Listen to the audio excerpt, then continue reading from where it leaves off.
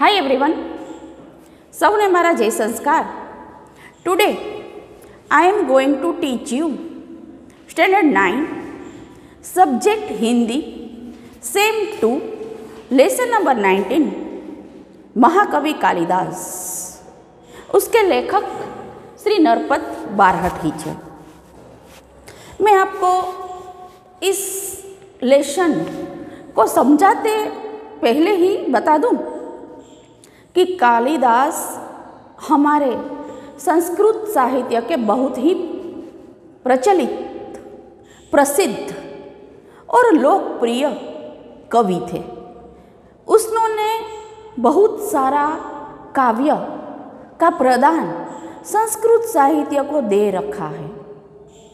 इसीलिए उनके नाम के आगे मानवाचक शब्द महाकवि का विशेषण लोगों ने लगाया है. महाकवि कालिदास संस्कृत में बहुत अच्छा वर्णन करते थे.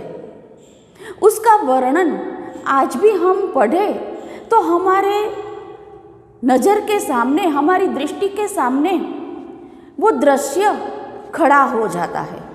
ये लेखक की विशेषता रहती है.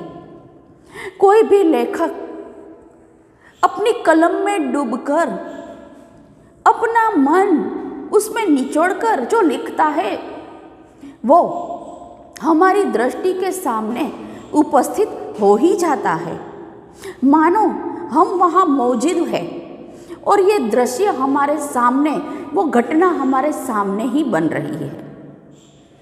कवि कालिदास जी का जीवन के बारे में यहाँ कुछ हमें पढ़ना है, कुछ हमें समझना है और जीवन में कभी निराश नहीं होना है. महाकवि कालिदास जो हम आज बहुत विद्वान के रूप में जानते हैं, पहले वो ऐसे नहीं थे. वो बिल्कुल निरक्षर थे, अज्ञानी थे. मैं ये कहना चाहती हूँ कि कभी कभी विद्या या फिर धन का हमारे जीवन में आना निश्चित होता है और वो निश्चित समय पर आकर ही हमें बहुत कुछ दे जाता है. सोचो कि रात को हम अपने घर की सारी लाइटें जला दें, सवेरा होगा? नहीं होगा. हम अपने मोहल्ले की लाइट जला दें, हम सारे शहर की लाइट जला दें, सवेरा होगा? नहीं होगा. लेकिन वो 900 किलोमीटर दूर जो सूरज उगेगा तब भी सवेरा होगा. किसी किसी के जीवन में ऐसे सवेरे तनिक देर से आते हैं लेकिन बहुत सारा उजाला लेकर आते हैं. यहाँ हम कवि कालिदास के जीवन के बारे में थोड़ा सा पढ़ेंगे. कालिदास को हम मात्र संस्कृत के महाकवि के रूप में जानते हैं. स्वयं महाकवि कालिदास ने अपने विषय में कुछ नहीं लिखा है. हर्षचरित के शुरू में कवि बाण ने कालिदास का उल्लेख किया है. पहले के ज़माने में जो लिखावट होती थी उसकी नकल, उसकी कॉपी, उसकी प्रत संभालने में, रखने में बहुत ज़्यादा तकलीफ़ें होती थी.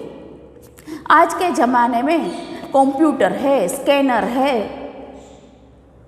लेमिनेशन है. पहले के ज़माने में ये कुछ नहीं था और लिखी हुई कई सारी चीज़ें आज नष्ट भी हो गई है.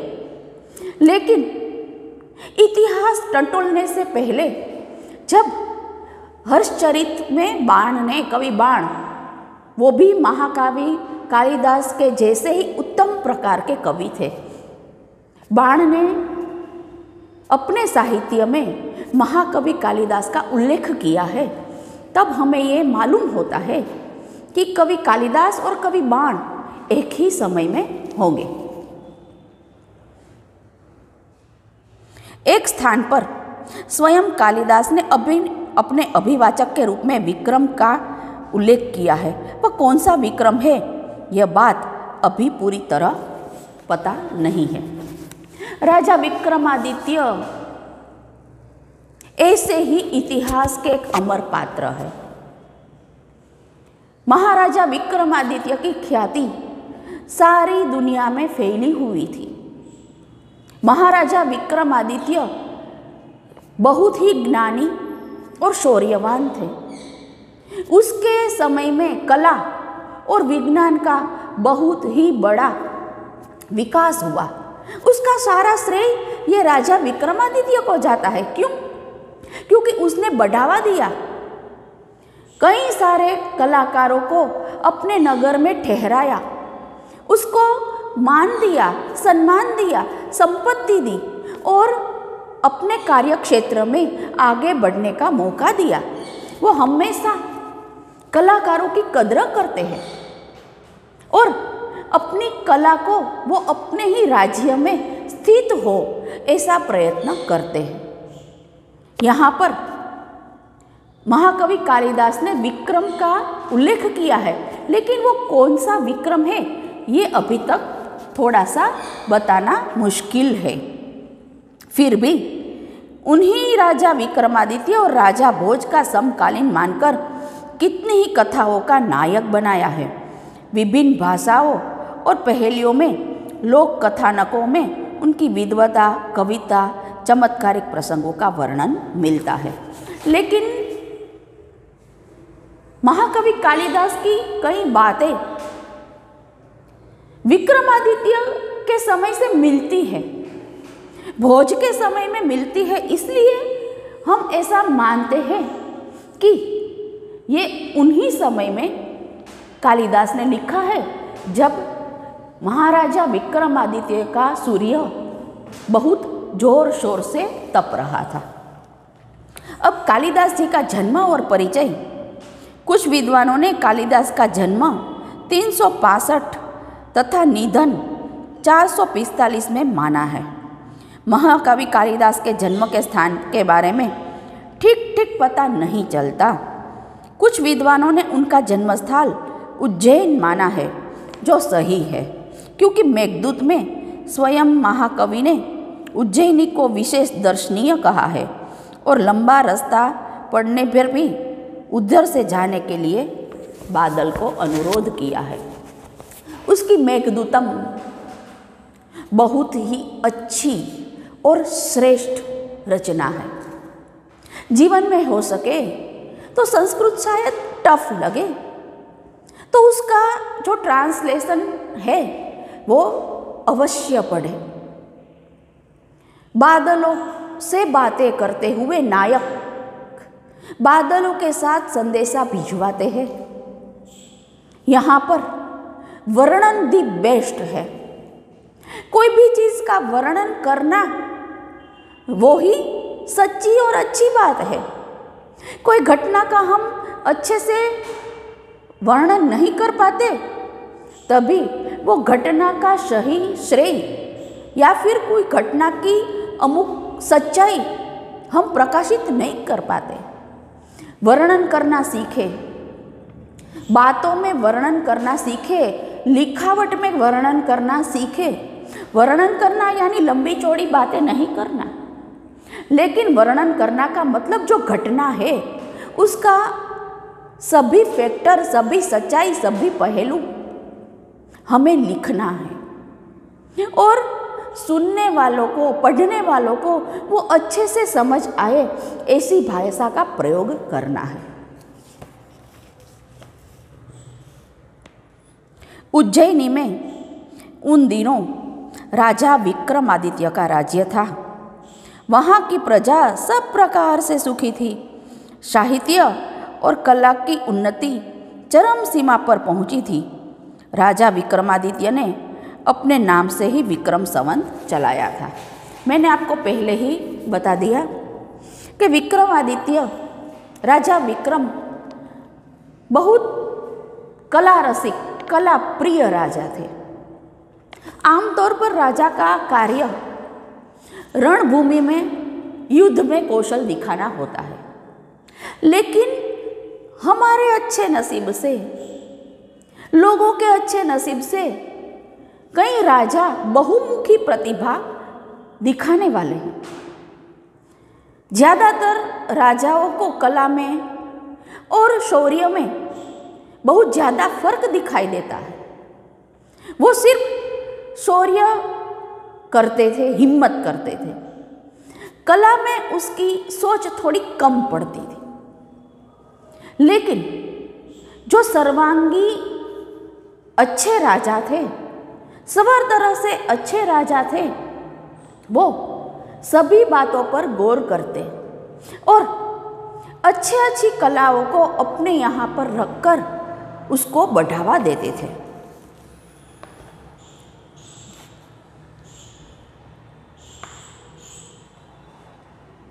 समय समय पर उन्होंने सोने के जो सिक्के चलवाए थे, उनसे उनको राज्यकाल का ठीक ठीक पता चलता है।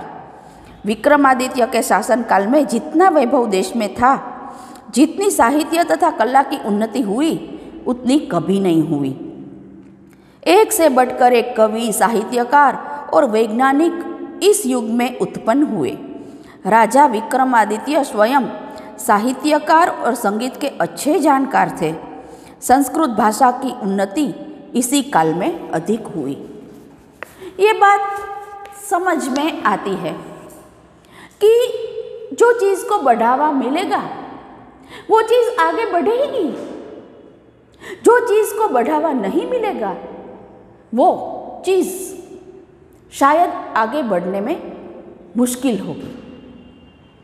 मानो कि एक पौधा हमने लगाया है और उस पौधे में हम नियमित रूप से पानी, सूर्य प्रकाश और खातर डालते हैं तो वो विकास करेगा ही। समय पर पानी, समय पर खातर, समय पर सूर्य प्रकाश डालना उसे बढ़ावा देने की बात है। स्कूल में जो बच्चे अच्छे मार्क्स लाते हैं उसे हम बढ़ावा देते हैं। जो बच्चे की राइटिंग अच्छी होती है उसे हम बढ़ावा देते हैं। जो बच्चे विज्ञान में इंटरेस्ट लेते हैं उसे हम बढ़ावा देते हैं, उसको एक प्लेटफॉर्म देते हैं, पूर्ण देते हैं। इनकरेजमेंट देना एक बहुत बड़ी बात है। विक्रमादित्य ने ऐसे इनकरेजमेंट बहुत ही सारे मात्रा में दिए। इसीलिए उनके समय में कला, संस्कृति, यहाँ तक कि विज्ञान बहुत आगे निकल गया। अपने पूर्व जीवन में बुद्धू माने जाने वाले कालिदास विक्रमादित्य के दरबारी कवियों में सर्वश्रेष्ठ थे। यहाँ से ही शुरुआत होती है कालिदास के पिछले समय की बातें जानने की, कि अपने समय में वो बुद्धू माने जाते थे। बुद्धू यानी जिसमें आईक्यू थोड़ा कम है। बुद्धि तो होती ही है लेकिन उसका इस्तेमाल उसे करना नहीं आता था। कालिदास के अतिरिक्त 8 और कवि भी दरबार में थे जो नवरत्न कहलाते थे। राजा बीरबल और राजा विक्रमादित्य, उन दोनों के दरबार में 9 रत्न, रत्न यानी हीरा से भी बढ़कर जो मनुष्य थे, जो कलाकार थे, उनकी यहाँ पे अच्छे से देखभाल होती थी। उसको अपनी कला का बढ़ावा मिलता था। कालिदास के विषय में कहा जाता है कि वो युवावस्था तक निरक्षर थे। जिस डाल पर बैठे थे उसी को काटते थे। निरक्षर होने पर भी इतना विद्वान और महाकवि किस तरह बन गए, ये एक बड़ी विचित्र और रोचक कहानी थी। युवावस्था कब स्टार्ट होती है? 18 वर्ष के बाद।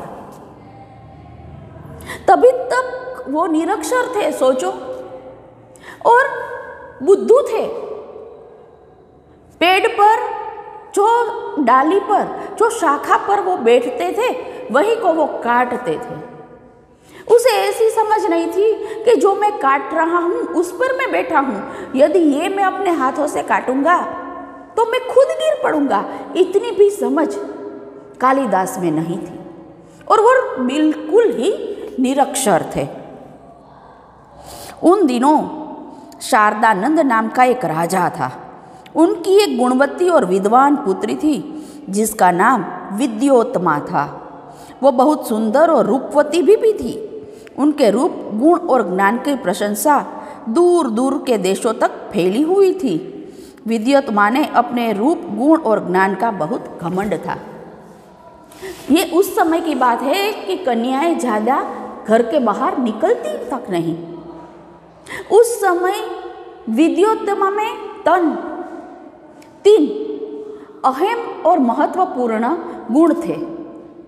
वो रूपवती थी, वो गुणवती थी और ज्ञानवती थी।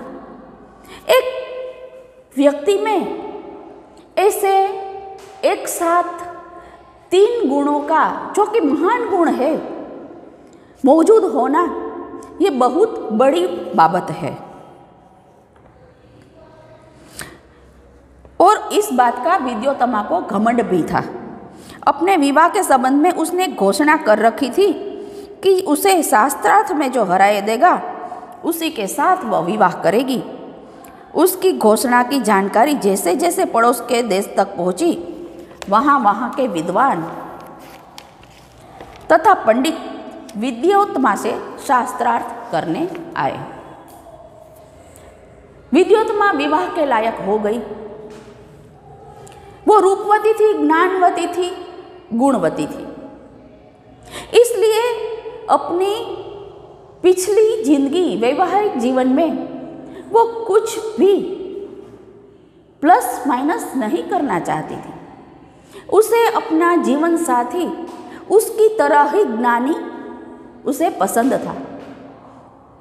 इसलिए उसने घोषणा कर रखी थी कि जो शास्त्रार्थ करेगा उसके साथ, शास्त्रों में हुई चर्चा करेगा और उसमें उसको हरा देगा, उसी के साथ वो विवाह करेगी। उसकी रूप और गुण की ख्याति तो पड़ोस के देशों में फैली हुई थी। सभी ऐसी सुंदर और ज्ञानी स्त्री से विवाह करना चाहता ही होगा। लेकिन विद्योत्तमा बहुत बड़ी विद्यावान थी, इसलिए सबको, सब पंडितों को, सब विद्वानों को वो चर्चा में हरा देती थी। लेकिन विद्वान या पंडितों को बड़ी ग्लानि का अनुभव होता था और उसका बदला लेने का उपाय सोचने लगे।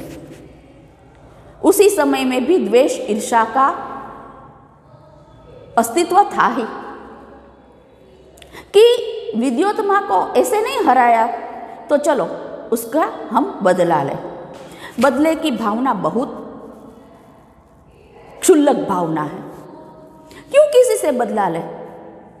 क्यों किसी से हराने की बात करें? किसी से बदला लेने की भावना जब हमारे मन में आती है तब हम ऐसा साबित करते हैं कि हमें ईश्वर पर भरोसा नहीं है। ये विद्योत्तमा की बात नहीं है, ये कालिदास की बात नहीं है। लेकिन अपने निजी जीवन में भी किसी ने आपके साथ दुर्व्यवहार किया हो, आपका अपमान किया हो, तो आप उसका बदला लेने की न सोचें, ईश्वर पर छोड़ दें। समय सबसे बलवान है, न मैं, न आप, न कोई।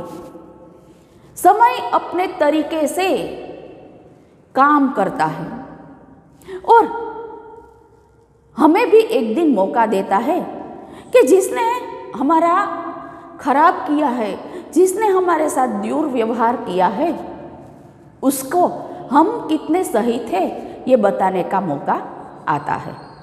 लेकिन बदले की भावना कभी अपने मन में नहीं लानी है। विद्वानों और पंडितों ने मिलकर तय किया कि विद्योत्तमा का विवाह किसी मूर्ख से करवा दिया जाए ताकि उसका घमंड टूटे और अपमान का हम बदला लें। अतः वे ऐसे मूर्ख की तलाश में रहने लगे। संयोग से उन्हें एक दिन ऐसा ही मूर्ख युवक मिल गया कि वह जिस पेड़ पर बैठा था उसी की डाली को काट रहा था। विद्वानों तथा पंडितों को लगा कि इससे बड़ा मूर्ख कौन होगा। इसलिए पंडितों ने पेड़ से उसे नीचे उतारा और समझा बुझाकर एक सुंदर राजकुमारी से उसका विवाह करा देने की बात की, लालच दी और अपने साथ चलने के लिए राजी किया। पंडितों ने उस मूर्ख युवक को ये बात अच्छी तरह समझा दी कि यहाँ कुछ बोलना नहीं है, सिर्फ गूंगा बनना रहे, नहीं किसी का विवाह नहीं होगा। यह मूर्ख युवक बड़ा खुश हुआ। उसने पंडितों की बात मान ली और उनके द्वारा दिए गए अच्छे अच्छे कपड़े पहन लिए।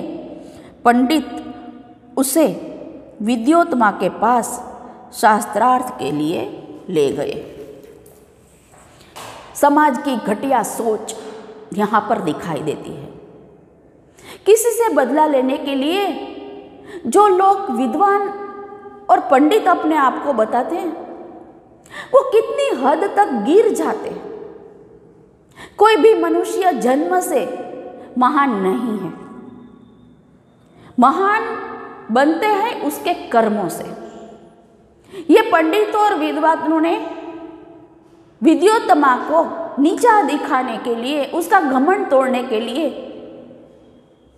एक मूर्ख युवक को अच्छे से समझाया कि चलो हम तुम्हारा विवाह एक सुंदर राजकुमारी के साथ करवाने जा रहे हैं, लेकिन तुम्हें कुछ बोलना नहीं है, तुम्हें गूंगा बन के रहना है। कालिदास सच में मूर्ख थे उस समय कि वो जिस पेड़ पर बैठे थे उसी की शाखा को वो काट रहे थे। इससे बड़ा मूर्ख उस विद्वानों को उस समय नहीं मिला और अच्छे अच्छे कपड़े देकर वो विद्योत्तमा के पास शास्त्रार्थ के लिए उस युवक को ले गए। आशा रखती हूँ कि ये लेसन जो ख़त्म नहीं हुआ, इसके बाद के वीडियो में हम चलाएंगे, सीखेंगे, समझेंगे। लेकिन ये वीडियोस मैं यहीं पर पोस्ट करती हूँ। मिलते हैं इसके नेक्स्ट वीडियो में इसी लेसन के साथ। तब तक सबको मेरे जय द्वारकाधीश।